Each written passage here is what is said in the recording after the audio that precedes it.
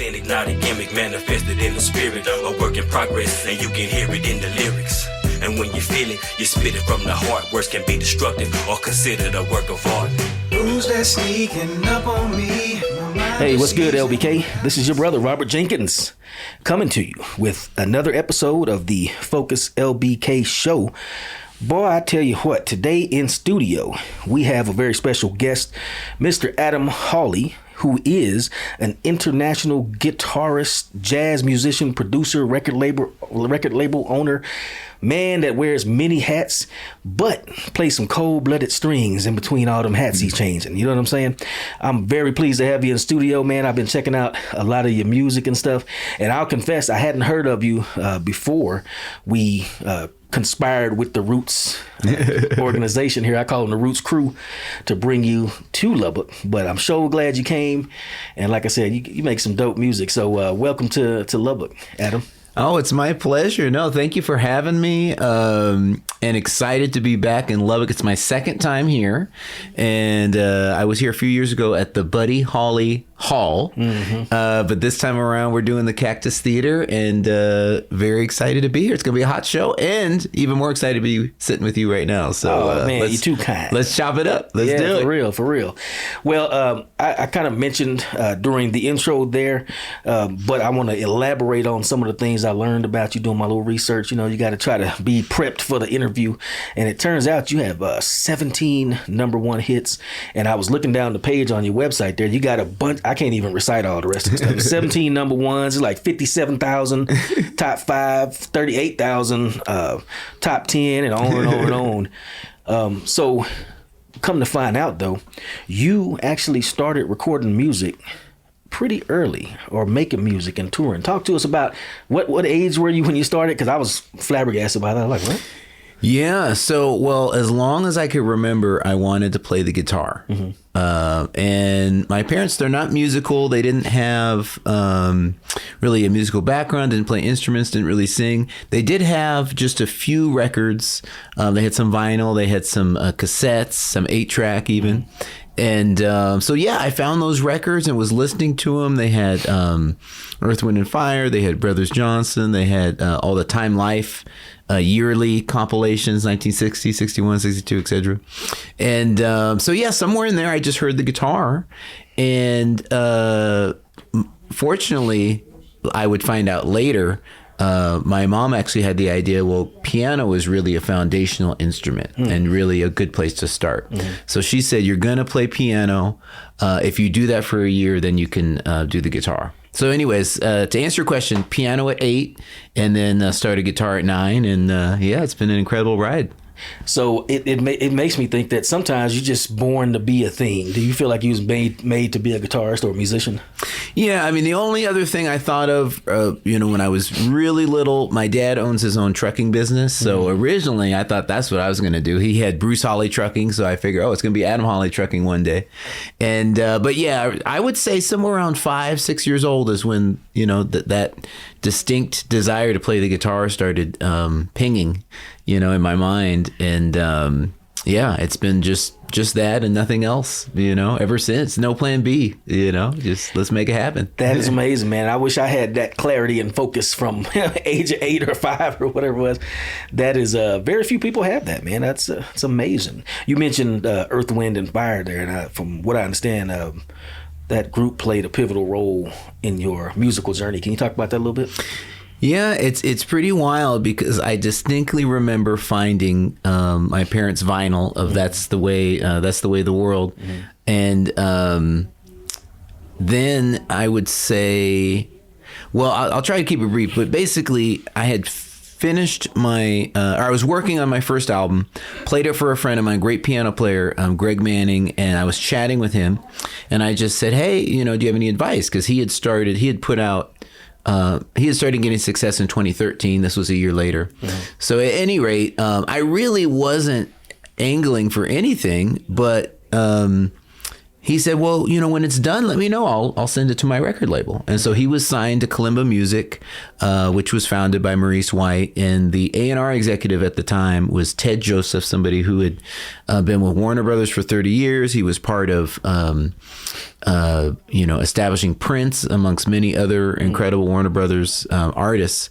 So anyways, Ted came to one of my shows, and then I sent him my record, and the next thing you know, I'm signed to Maurice's label. Wow. Which, to start off that way as a new artist was incredible, to say the least. So my first 2 albums ended up coming out on that label. And I understand one of your early hits was it something that you wrote back in college?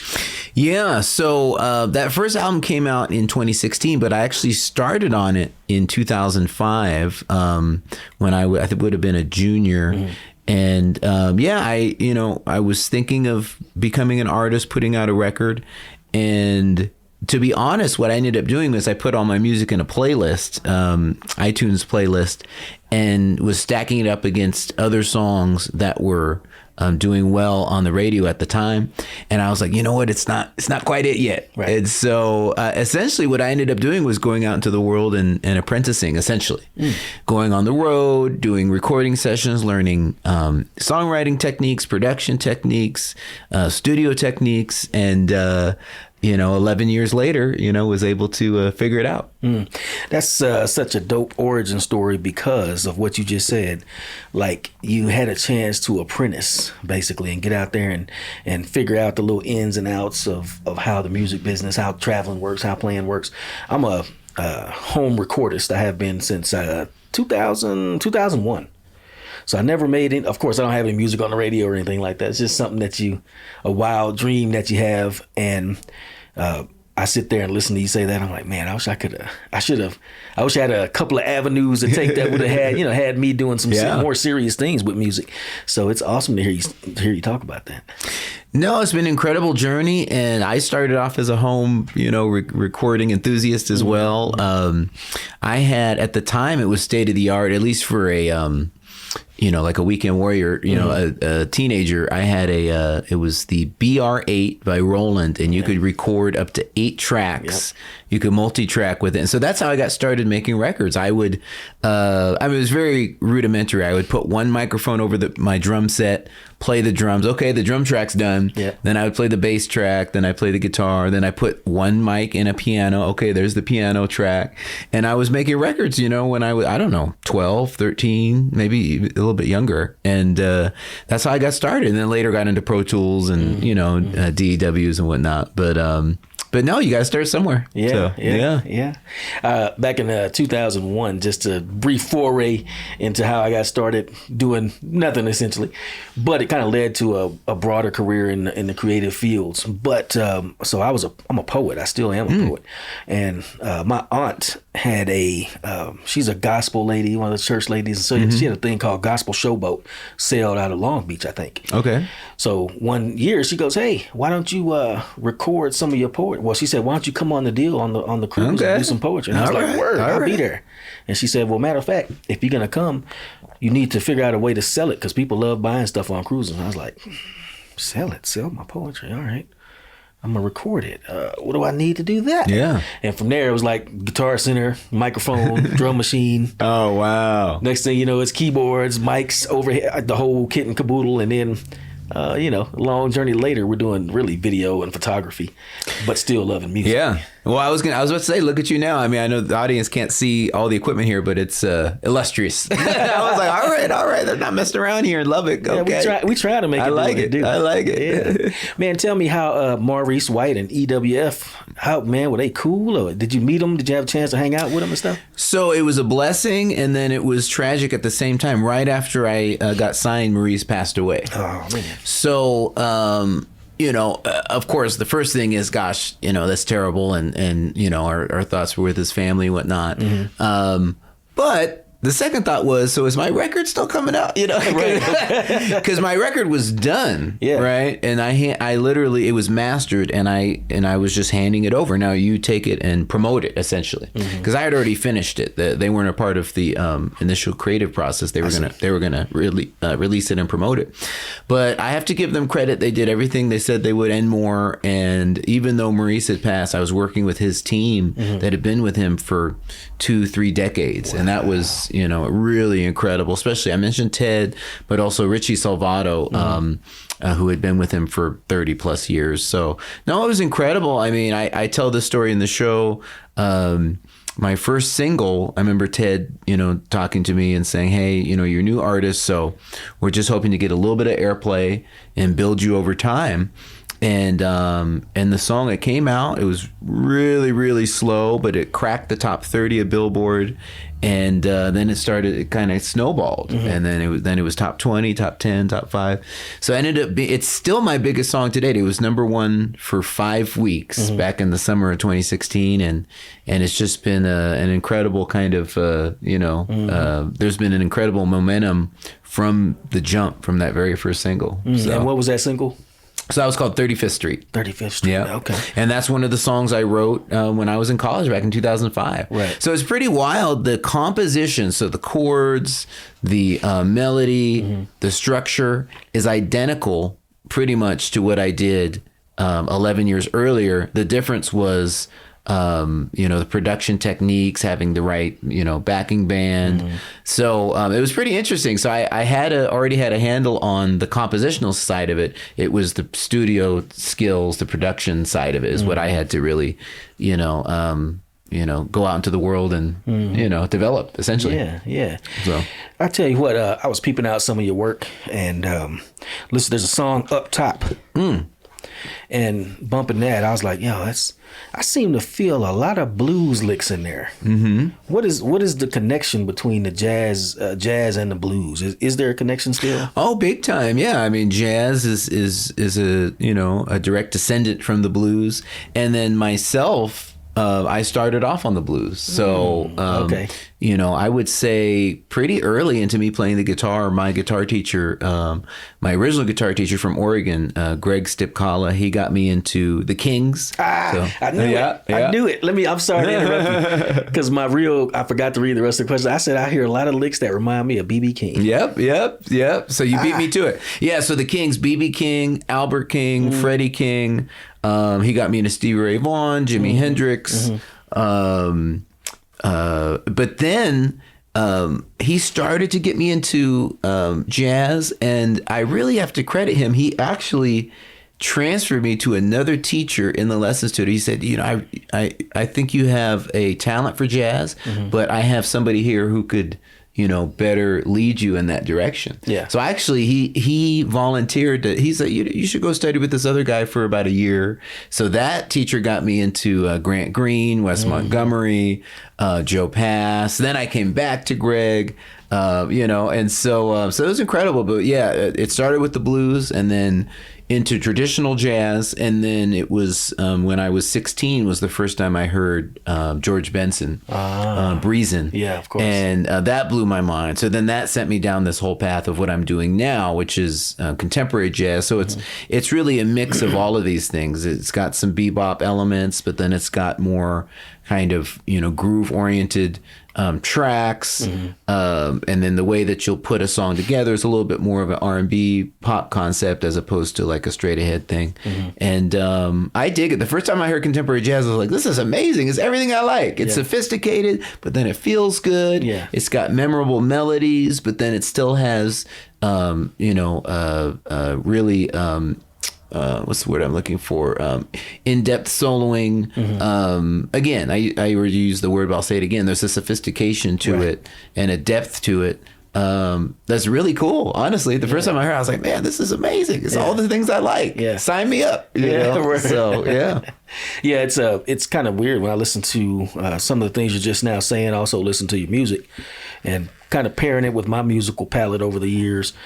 One of the things that I grew up listening to hip hop, of course, and that actually led me into a lot of jazz because, back in the days you had cassettes and stuff. You read the liner notes. And you're like, oh, yeah, Miles Davis. All right, let me peep that out. Miles Davis. Okay, yeah. I go check that out. I'm like, oh, that's dope too. So several questions like suggest themselves. First, how do you feel about sampling? Yeah, I think it's very cool. I mean, as long as, the original, master gets credit and gets compensated. Right. Yeah. But I have some friends of mine that have done really well because of sampling. Jeff Lorber and Bob James are two people that I don't want to. I don't want to lay it on too thick. Jeff is a friend. Bob is somebody I just got to know recently, but I'm more of an acquaintance. But still, both of them have done really well because of sampling. Yeah, I understand Bob James. Man, without some of his stuff, hip hop wouldn't actually be the same that it is now. 100%. Yeah. Was it Take Me Out to Mardi Gras or something like that? Yeah, and then Jeff, I've been to his studio many times, and man, my heart goes out to Jeff. He recently lost his studio and his home in the LA fires. Man, yeah. I've been to his studio at least 5-6 different times, and he even played for me a recent. So one of his tunes, "Rain Dance," has been sampled over and over and over. But then when I was at his house, he had just cleared a sample for Ariana Grande. Of that same song. He's like, yeah, they sampled it again, and then he played it for me. He's like, yep, Wow. So I was like, it must be nice. That's what I would say. I think because from what I understand, Bob James, I don't want to linger too much on the sample. No, it's fine. Bob James, I think, wasn't getting paid at first. Oh yeah, so there was a little bit of rancor. Yeah, and I think they straightened it out now. And I think he's cool with it, right? No, my understanding. I think as long as everyone's getting their credit and the proper residuals, then exactly. And then what's cool is people will like you just mentioned, which you had done. I dig this tune, but then you go through the liner notes, and then that leads you down checking out the original. So no, it's very cool. It's a cool concept. Yeah, it's funny. I guess my route into jazz kind of led me more to straight ahead. Yeah, I don't know if you call it hard jazz or whatever. Yeah. What do you think is the difference between contemporary jazz and hard jazz? Well, I kind of got into it a little bit a few minutes ago, but basically. Contemporary jazz is a bit of an offshoot from traditional. It has some of the same elements, but the biggest difference to me is really the way that the backing band or the backing track is organized. So in contemporary jazz, it's really a lot of times I'll call it instrumental R&B, instrumental pop, because you're really making an R&B song, but then instead of having a vocalist, you're putting a sax or a trumpet or a guitar on it. Right. Whereas more traditional jazz, it'll have typically more of the acoustic instruments, upright bass. You'll have a jazz kit. Acoustic piano. That might be it. I mean, that might be the record right there. Or you have a sax on top of that, or a big band. So, to me, that's the biggest difference. Is contemporary jazz typically has more of a backbeat, more of a groove to it. Okay. Interesting. So you don't think there's any difference between the complexity of the music or the... It depends on what artist you're talking about. And people will sometimes, be into one or the other or not. And to me, it's really more so, if you're making music with intent and with integrity and you're really trying to make some great art, it kind of doesn't, for me, matter what the genre is. Right. I've had some amazing experiences playing all sorts of different genres, over my career. I've chosen as a solo artist to do contemporary jazz, but before I was putting out records, I toured with I toured with straight ahead artists. I toured with R&B. I worked with Brian McKnight, but then I worked with Natalie Cole. And it's like, I don't look at like Brian McKnight is less than Natalie Cole, where I guess some people might, though, Natalie Cole, she's doing traditional jazz. He's doing this new R&B, But, if you're doing something at a high level, I think there's beauty in all of it, really, Same artistic impulse there. It depends on your integrity and how serious you are about it, I guess. Yeah. That's the main thing. And serving the songs, if you're working as a support player, to me, that was always the main task is, okay, I'm working with this artist. What is real to them and how can I bring their music to life and put on a great show for the audience? And then now as a solo artist, now I'm, it's similar. But now I'm asking that of the band that's playing with me. But then otherwise, it's still, how can I put on a great show for the audience? How can I, give them something that, is memorable and they'll want to come back for more, which is pretty cool. Like, this is a great example of, I'd never been to Lubbock, came here a few years ago, and I guess I did something right because they asked me to come back. So it's a beautiful thing. Yeah, indeed. I was going to ask you about... Well, what you're saying is kind of leading me off of my questions.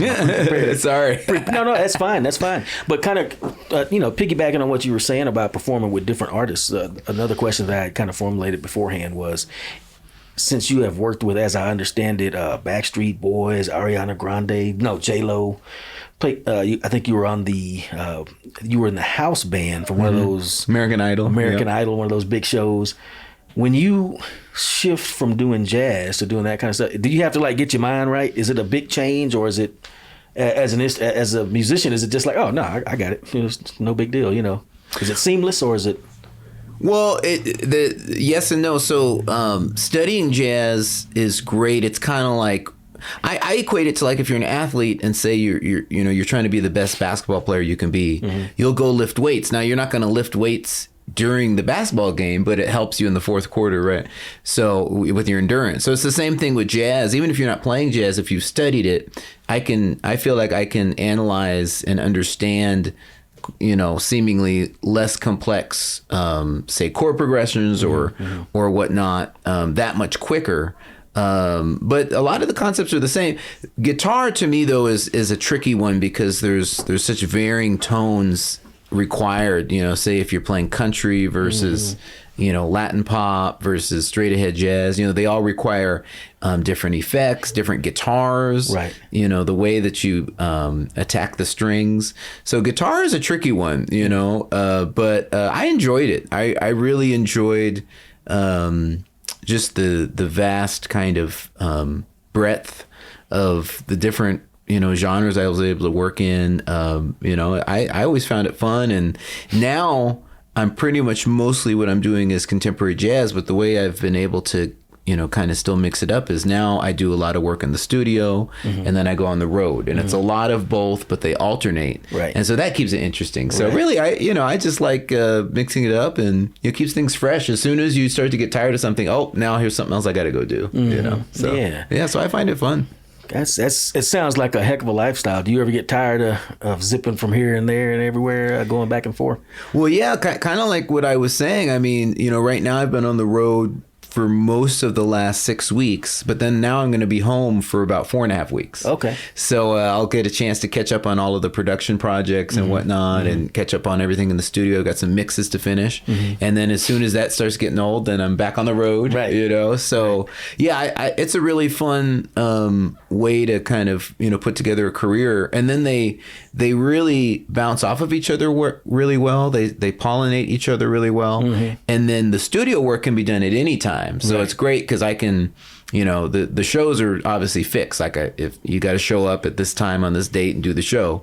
And then when you have some time off, okay, that's when I front load and really put in the time in the studio, So yeah, I enjoy it. Yeah. And speaking of, putting in more time in the studio, you have you have your own label. And so I'm curious, what, as a non-musician, with somebody that kind of loves music and thinks about it a lot and plays a lot and reads about it a lot, what exactly does a record label do, especially nowadays compared to, I think it's a little different than things used to be. What do you do as a record label owner, and how do you balance being an artist? You kind of already touched on the balance and the artist, but what does a record label do? Yeah, well, every situation is different. Every label is different. There's a lot of different ways to structure the relationship between a label and its artists on its roster. So basically, the reason I started my label was, as I mentioned, the first 2 albums came out on Kalimba, and then after Maurice had passed, they decided not to continue. So the label Kalimba closed. So then I started negotiating with different labels, and in the end, I was, I want to give this a try and see how it goes. And my very first record I put out on my own label, it was the '1 record in the country. Yeah, wow. Contemporary jazz. Yeah, so that was incredible. I was like, okay, good. I made the right choice. Right. And then, so that was 2020. 2019 I reissued the first 2 albums, and then in 2020 the first new record came out. And then it's funny, sometimes things find you. I've had people the last 5-6 years say, why don't you have your own label? I don't know. And then it just kept, sometimes people will bring it up to me, sometimes I'd think of it. What got me excited about it was I was doing a lot of music production for hire. So someone would hire me to produce for them, but then they would either self-release it on their label, or they would release it on the label that they were signed to. And while I really enjoyed it, it did get a little bit monotonous. Most people would hire me, I want a hit single, you know?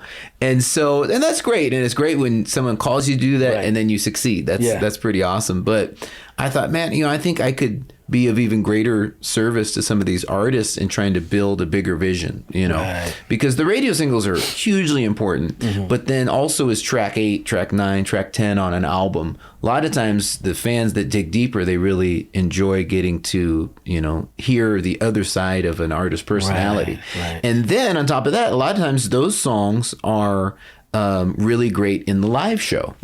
And so great example of that on my new album, I have a song called Soul Vibe. It's not a radio single. I had dozens of people reach out and say, why aren't you playing this live? Right. And so I started incorporating it in the show, and people really, really dig that track. So it's cool when that happens. So in terms of my label, I have 9 artists total, including myself.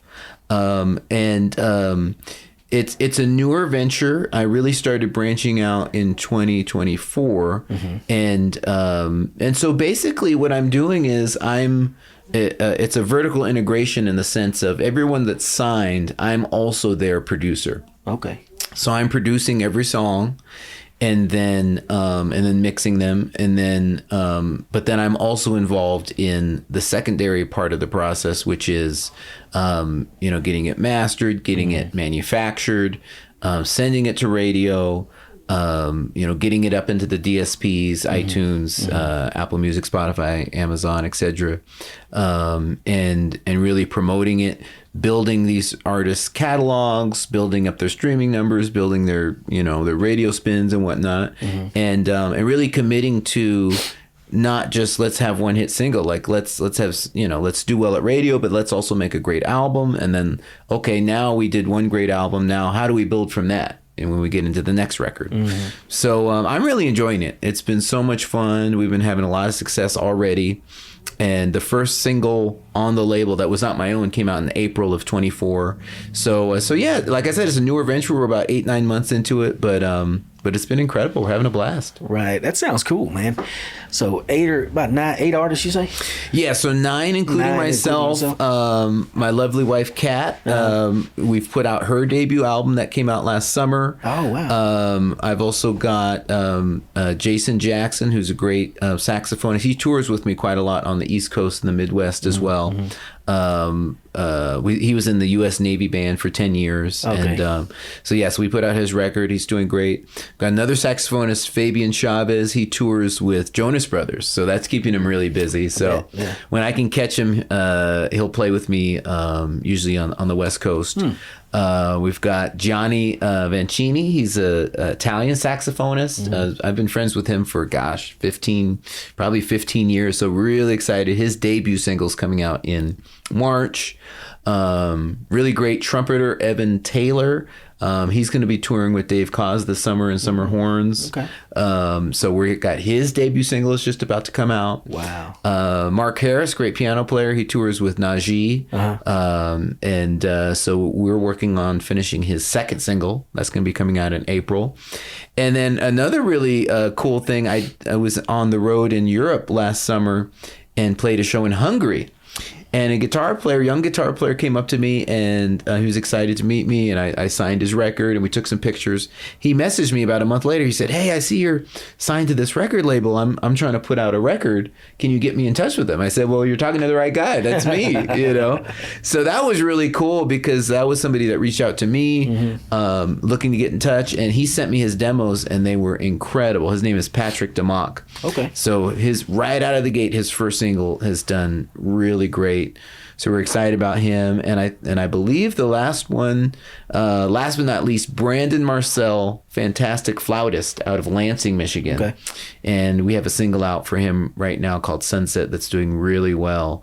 And so it's a blast. Like I said, if I'm not on the road, I open up the computer and there's more new music to work on. So yeah, that sounds awesome. it's we're having a lot of fun with it. Yeah, that sounds real cool, man. Another question about the business side of things. I was reading. I don't know if you're probably familiar with Substack. That's actually a platform that our podcast is on, and it's kind of like a newspaper, honestly. We have a podcast and we write articles, but there's a gentleman on there named Ted Joya, music. I'm not sure what he is, but he's very obviously in tune with the music industry. And he mentioned that people will tell you nowadays, oh, music is rebounding, it's doing great, everybody's getting paid. And he said, well, actually, when you look at the numbers, it seems like what do you call them? The CDIs, the distributors, the DSPs. Spotify, DSPs, yeah. the Spotify, and those guys are making a lot of money, but artist pay is going down. He said he was saying that's not translating to the average guitarist or flautist or whatever. Is that accurate? And what do you think is the kind of the state of the music industry today, from your perspective? Yeah, yes and no. I mean, it's not what it was. Say we'll look at contemporary jazz. I mean, the height was, say, 06, 07. A lot of the big artists were signed to Warner Brothers mostly. And then the format flipped. A lot of there was at one time over 100 full-time terrestrial FM stations playing contemporary jazz 24/7, 7 days a week. And a lot of those stations flipped around 07, 08, 09, 2010. And then Warner Brothers merged with AOL and then found out that AOL wasn't worth what they thought. And so they started, slashing costs. And so a lot of those artists, got dropped. So now where a lot of people are either, self-releasing or they're on these boutique labels. And so it's just a different time. Back then, it was just a different time. There wasn't streaming, there wasn't Netflix and whatnot. There wasn't cable TV was a little bit newer. There was fewer distractions. So for a lot of people, entertainment was buying records. Right. And so now it's different. There's not as much money maybe in the releasing of music as there was back then. However, it's still a necessary component to me, it's all kind of driving towards getting on the road. And even for me, as much success as I've had on the radio, it's been amazing and I feel fortunate for it. But a big component for me is selling records after the show. You're moving physical product, but then also you're meeting people, face to face. You're taking pictures. I also grab people's emails, and so it's a great way to build your fan base. And for me, it's been an amazing journey. Went from in my first year, maybe I did 20, 25 shows to last year. Each year it's growing. Last year I did 80, and then this year looks to surpass that. And then same thing with the music. I think you have to have the quality, but it's partly volume too. I noticed when I got to having my third record and then having that whole catalog bouncing around in the DSPs and whatnot, then I started to see, better returns. Because then you've got whatever your current music is doing well, hopefully, but then you've got your back catalog, So speaking of DSPs, one of the biggest things is getting playlisted, because a lot of times a lot of your streams will come from that. And so I still have songs from my first album that are getting a lot of streams every month. And so the cool thing about that is I don't have to do anything with that back catalog. I'm not in the studio trying to create those songs. I'm not promoting them. I'm not spending any money, but they're still bringing in residuals each month, So yeah, it's different, but to me, it's still a worthwhile pursuit. And it's just a different atmosphere. And, I think sometimes I tell people too, I think I'm maybe blissfully naive in the sense that I never released records in that, the quote unquote good old days. Because I can see artists, I know artists from that time. Oh yeah, my budget was $100,000 per record, $150,000 per record. My photo shoot was a $10,000 budget. It's like, it's almost better to have not experienced that, because now, for me, it's always been, okay, how do I call in favors, make this happen? And then, and the person that gave me a lot of great advice, because he went through all of this, I worked with him for a couple of years, Brian Culbertson. Oh, yeah. He was on majors, and then now he's independent. And he said, basically what he realized is make the best possible record you can for the least amount of money. That's really the name of the game, is the record still has to sound like $1 million, but you got to figure out a way to do it and not break the bank, you know, and that's really the name of the game. And then push, you know, keep building yourself on social media, keep, you know, get the streaming numbers up, get out in front of people though. That's the big component too. Because the more touring you do, they all kind of, you know, one hand washes the other, and they all, you know, build each other over time. Right. A couple more questions. I was reading an article by Stacy Keith here in Lubbock. Okay. I think she's with the Lubbock Cultural Arts Foundation. If I got that wrong, don't get mad at me. But she said in her article, she was amazed at how prolific you are. Said you write something like 50 to 70 songs every 2 years, and you write that many songs so you can get 10 excellent songs out of them, and you're always doing that constantly recording. And I want to know two things. First, how do you maintain that schedule? And second, what is your creative process like? When you write a song, how do you write a song? Yeah, well, so that figure, the 50, 70, that's referring to my own records, because I really feel like each record has to be better than the last.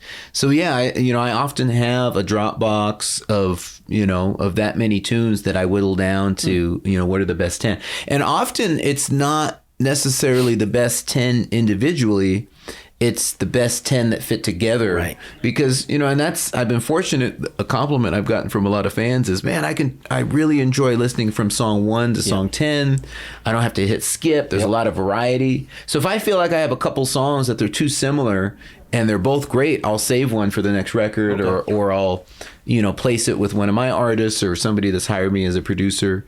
But yeah, I really meant what I said. If I'm home, every day I wake up around 6, and do a short little workout. We'll take our son to school, and then I'm in front of the computer usually by 8:30, 9 every day. Wow.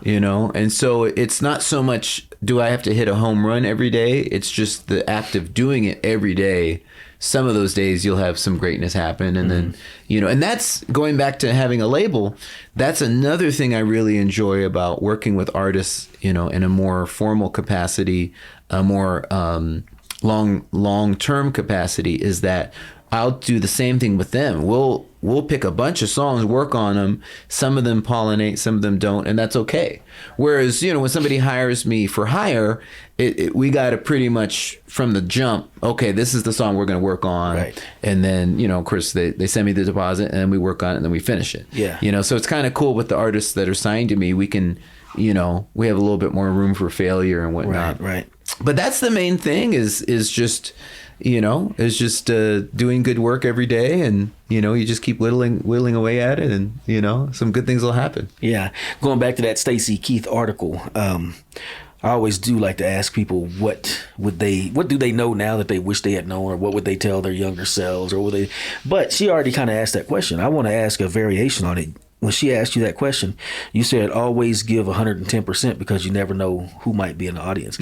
And when I read that, I immediately thought, was there a time when you didn't give 110%, or there's somebody in the audience, and what was the background behind that lesson? Yeah, well, you always hear that, or at least I would always hear it from my teachers, or when I was in college at USC, I was at a great music school, Thornton School of Music, and they would always say that.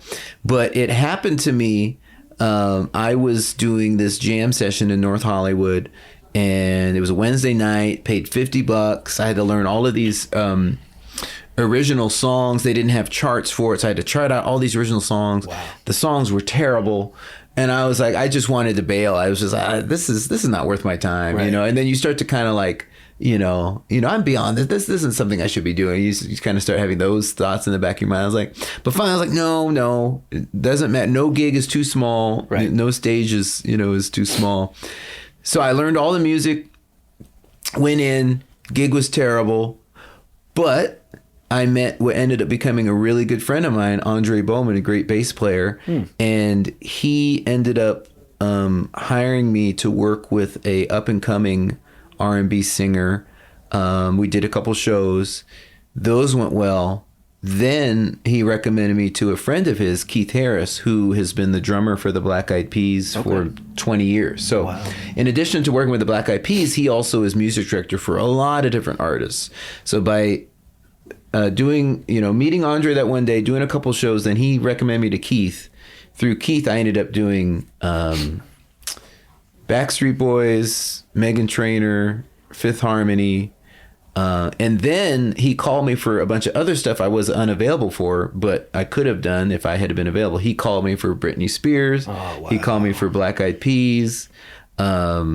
So, it was all from that $50 really lame gig. Right. And just me showing up, being professional, meeting Andre, him and I kicking it, kicking it off. Mm-hmm. And then him introducing me to Keith. And, and then I did an entire album for Estelle, also through Keith. So I ended up working with Keith for about 10 years until I ended up retiring from, sideman work and just focusing on production and but even I think just 2 years ago they called me for a Christmas tour with the Backstreet Boys. Wow. And I turned it down because I was on my own tour. Right. But it's all from that $50 gig. So that's amazing. If I had either bailed on it or just showed up and not really learned the music, then I wouldn't have done all of those different things. Right. It was all from that one experience. Right. Yeah.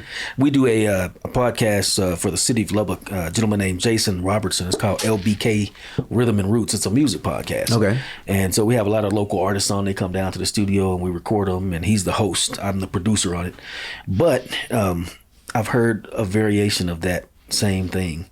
Always play your best, always show up ready to go. And also one of the things I hear over and over again from them is it doesn't matter how small the gig is. Sometimes the small gigs are the best when you're playing for 2 or 3 people and they're really digging it and the whole little crew out there is digging it.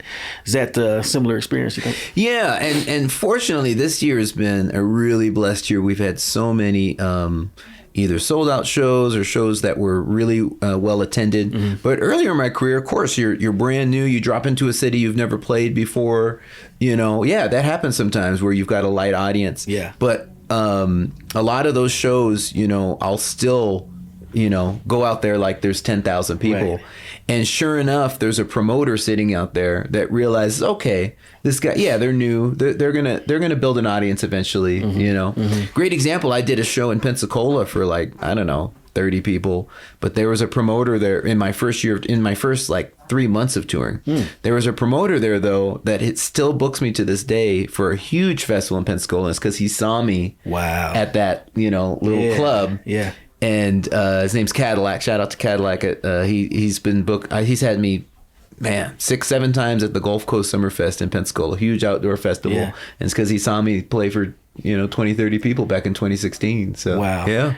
I tell you what, man, that's a lesson right there. I hope y'all was listening to that. Anybody that's in music or any kind of performing art, matter of fact, anything you do, that's a serious lesson right there. Always come with your A game and do it like you're a professional. You know what I'm saying? All right, Adam, we're not going to hold you up too much longer, but I do have this is the lightning round, so to speak. So just got a few quick questions. Top of your head, whatever comes to mind here. What is the best part of waking up? Coffee. Folgers in your cup. Yeah. My lovely wife got me a espresso maker maybe a year ago, and a legit one where it grinds the beans and then you gotta tamp it and the whole thing. Oh man, I live for that every day. Yeah, it's and then trying different beans and whatnot. Yeah. So that's the best part. I tend to agree with that, and it's funny you said lovely wife. Years ago when I first started doing videography, started out doing wedding videos. Okay, and I had my wife was my assistant, and that's her nickname. One of our clients said, and Robert and his lovely wife, and so I call her lovely wife. When I'm on the air. Exactly. What does it say? He who finds a wife finds a good thing. That's right. 100%. Amen. Yeah. Okay, here we go. Second question: have you ever had a supernatural experience? Oh wow, I do feel deja vu a lot. I don't know if that counts as supernatural, but it's like I'll walk into a hotel, walk into a venue, and it's like. But now at this point, I've been touring for 25 years, so maybe it's not deja vu. I have played there before. Right? Just late memories. But that's probably the most common thing. Yeah, I just get this sense of deja vu, pretty often. So yeah. Mm-hmm. Okay. All right. Next question: Batman or Superman? I'd have to say Batman, but it's just based on my age. I was 4 when the Michael Keaton Batman came out in 1989, and that was so vivid, and I was such a fan. And then the Batman Returns came out 3 years later, so that was right in my wheelhouse. Whereas Superman, came out before I was born, and then the newer ones came out later, and I wasn't as into the superheroes. Right. So I think it'll always be Batman. I think. That's it sounds like a trivial question, but it's very interesting. And I realize the reason I like that question is because it tells you something about the person's mindset. Because it can. Because Batman is self-made. He does everything that for too. himself. Yeah. Superman has godlike powers, so it's like, oh, he's super powerful, but it's like, ooh, Yeah. okay, yeah, of course you can do it. You know? Yeah. You see Batman do it, it's like, man, Batman. No, it's a great point. Yeah, I mean, Batman, it could be anybody, you know, as long as you have $1 billion. Right, which I do. So after this, good, good. All right. Dark Knight right here. right, indeed. Cruising the crime-filled streets of LBK. There you go. Yeah, not so much. Okay, favorite song or album? Oh, gosh. I know that's a hard question. That's hard, you know. I might have to go back to my, my childhood. Like I mentioned, Breezin' was because I had no idea. The drummer in my high school band made a mixtape for me, and so I was just listening to all these random songs, and that was on there, and it just floored me. Wow, hearing that. So that's a big one. But I've had a lot over the. I mean, I was really into the Beatles from 11 to 12, and I literally broke my cassettes of Abbey Road, and there was one other that I broke. So those were big records for me. But I mean, there's so many, I'm trying to think stuff that I've worn out. Unconditional, Kirk Whalum, that's a record that I really wore out. Definitely Breezin', the entire album. Yeah. But yeah, those are just a few. It's hard to pick one. Right. Gosh. I don't have a favorite, but it's a trip. You say it reminds me of Biggie Smalls. He said, "Let my tape rock till my tape pop." Yeah. Done that a lot of times. No, for me, it was the roller. The roller wouldn't turn anymore. Yep. And so then I went and bought another copy. That's what you used to do back in the day. Yeah. I've done that so many times. Yeah. All right, last question. You kind of touched on it now, but not your favorite album, but what are you bumping right now? What's on your playlist? Well, one of the artists that I've really gotten into recently is Her, H-E-R. Okay, yeah. And we covered one of her big songs on my new album, and that's been a fan favorite. People have really been digging not only the recording, but we do it in every show as well. So that's probably, if I had to pick one, newer artist or, newer record I'm listening to would be Her. And then the other one is Leon Thomas is somebody. He's got a couple songs out right now that are have really caught my eye too. So I've been checking him out. He gets played on. We listen to satellite radio a lot, so we listen to Watercolors a lot. But if we're not listening to Watercolors, we listen to Heat, which is 46, and so they play a lot of current R&B, and so he's getting a lot of airplay on the current R&B stations. And Leon Thomas, he's got some. The song's called Mutt. Huh. Yeah, it's pretty cool tune. So that if I had to pick a new one, that would be another one. All right, cool. I'm gonna peep that out. Leon Thomas Mutt. No, that's all right. That's my lovely wife over there. Thank you, lovely wife.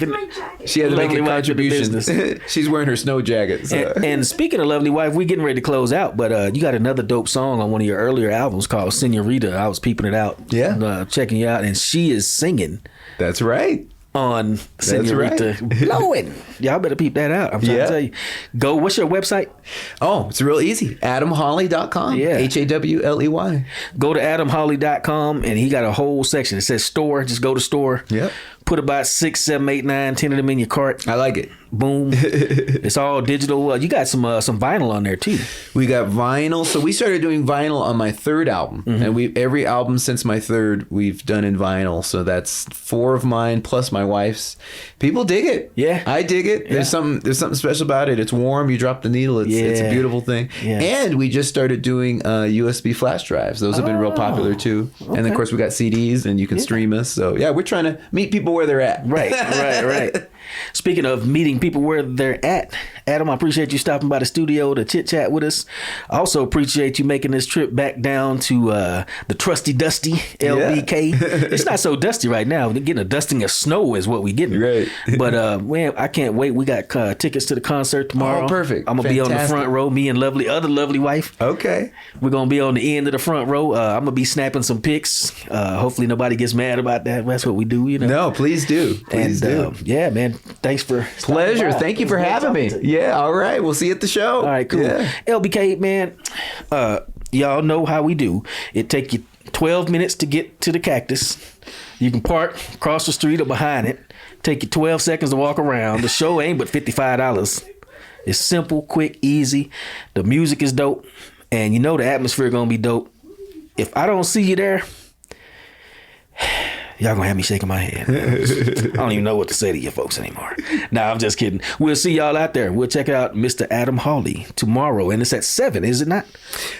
Doors are at 7. Show is at 7:30. And yeah, we're gonna have a blast. Hope to see you there. All right. If we don't see you there, well, like I said, too bad for you. But I know we're going to see you there. Having said all that, LBK, y'all have a good time. We'll check y'all later. Peace. Then ignited gimmick manifested in the spirit. A work in progress, and you can hear it in the lyrics. And when you feel it, you spit it from the heart. Words can be destructive or considered a work of art.